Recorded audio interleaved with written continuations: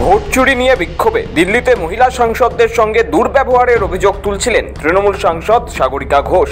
সোমবার বিক্ষোভস্থল থেকে শেয়ার করা এক ভিডিওতে তিনি বলেন, মহিলা সাংসদদের ধাক্কা দেওয়া হয়েছে, শুধু তাই নয়, চুল ধরে টেনে নিয়ে যাওয়া হয়েছে। দেখা গিয়েছে বাসে সাগরিকার পেছনে বসে রয়েছেন অসুস্থ তৃণমূল সাংসদ মহুয়া মৈত্র। পুলিশের সঙ্গে তুমুল বচসার পর অজ্ঞান হয়ে যান কৃষ্ণনগরের তৃণমূল সাংসদ। Women MPs are being pushed, shoved, and dragged by the hair. One woman MP has fainted.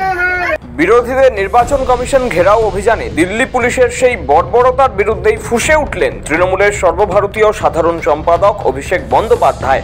মঙ্গলবার এই ইস্যুতে মুখ খুললেন তিনি, বলেন, শান্তিপূর্ণ প্রতিবাদের আয়োজন করা হয়েছিল, দিল্লি পুলিশ বর্বরের মতো মহিলা সাংসদদের চুলের মুঠি ধরে নিয়ে গিয়েছে।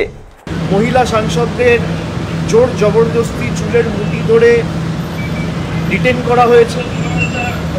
এমনকি পুলিশের বর্বরতা বা পুলিশের অতি সক্রিয়তা দিল্লি পুলিশের আপনারা দেখেছেন।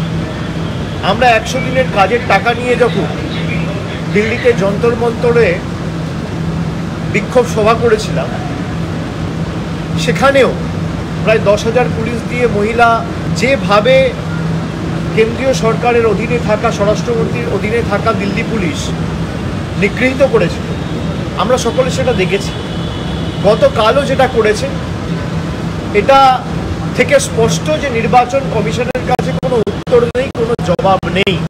এরপরই হুঁশিয়ারি দিয়ে অভিষেক বলেন, এভাবে তা না, পাশাপাশি প্রয়োজনে ফের কমিশন ঘেরাওয়ের ডাক দিলেন তিনি।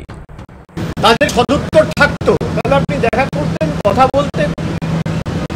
আপনি কি উল্টে সব সাংসদদের ডিটেন করে পুলিশ স্টেশনে নিয়ে গিয়ে রেখেছেন, মহিলাদের উপর অত্যাচার করেছে, পুলিশ লাঠিচার্জ করেছে, চুলের মুঠি ধরে মহিলাদের টানতে টানতে হেঁচড়াতে হেঁচড়াতে নিয়ে গেছে।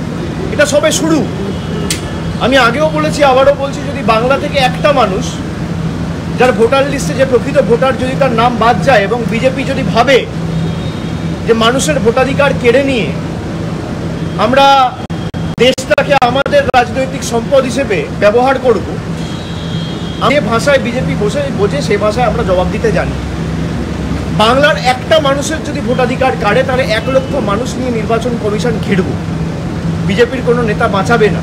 ভোটার তালিকায় বিশেষ নিবিড় সংশোধনের নামে ভোট চুরির প্রতিবাদে সোমবার উত্তাল হয় দিল্লি।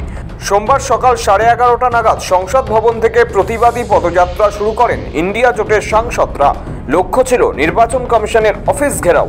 পরিস্থিতি নিয়ন্ত্রণের বাইরে যেতে পারে তা অনুমান করে কমিশনের তরফে বিরোধী শিবিরকে চিঠি পাঠিয়ে জানানো হয় এই ইস্যুতে আলোচনায় বসতে প্রস্তুত কমিশন। তবে তার আগেই সংসদ ভবন থেকে বেরিয়ে পড়ে মিছিল কিছুটা দূর এগোতেই ব্যারিকেড দিয়ে মিছিল আটকায় পুলিশ।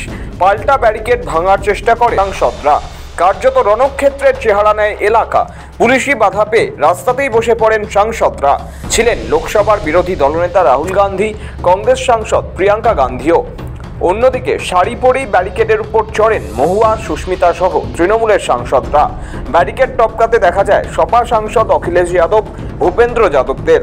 মিছিল থেকে স্লোগান ওঠে, গলি গলি মে শোর হ্যায়, নরেন্দ্র মোদী চোর হ্যায়। এদিকে দিল্লি পুলিশের তরফে মিছিল আটকানোর আপ্রাণ চেষ্টা চলে। দুপক্ষের ধস্তাধস্তিতে অসুস্থ হয়ে পড়েন মহুয়া মৈত্র, মিতালি বাগ। এ নিয়ে সোমবারই বিজেপিকে একহাত নেয় তৃণমূল। ঐক্যবদ্ধ হয়ে বিজেপির বিরুদ্ধে লড়াইয়ের ডাক দেয় তারা। মঙ্গলবার বিমানবন্দর থেকে কার্যত একই কথা বললেন অভিষেক। লড়াই জারি রাখার হুঁশিয়ারি দিয়ে দেন তৃণমূলের সর্বভারতীয় সাধারণ সম্পাদক। সৌভিক সান্যালের রিপোর্ট, সময় কলকাতা।